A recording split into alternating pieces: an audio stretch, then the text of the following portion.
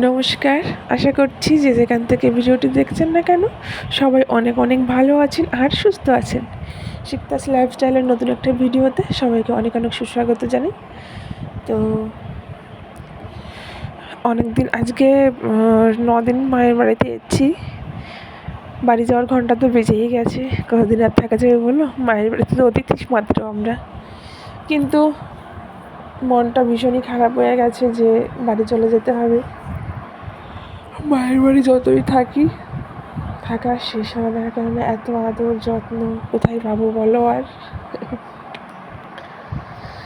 যাই হোক, এখানে ছেলের জন্য খাবার করছি। ওর খাওয়া দাওয়াটা অনেকটাই কমে গেছে। এবার কী করবো, এই গরমে আসলে খাওয়ার প্রতি না রুচিটা নেই আমাদের নিজেদের খেতে ইচ্ছা করে না, ওকে কী বলবো আমি।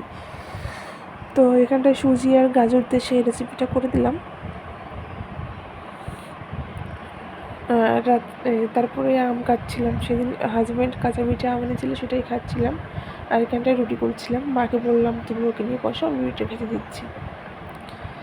তো যেহেতু রেগুলার ভিডিও না দিলে ভিউজ কমে যায়, তাই ভিডিওটা দেওয়া। এই অবধি টাটা।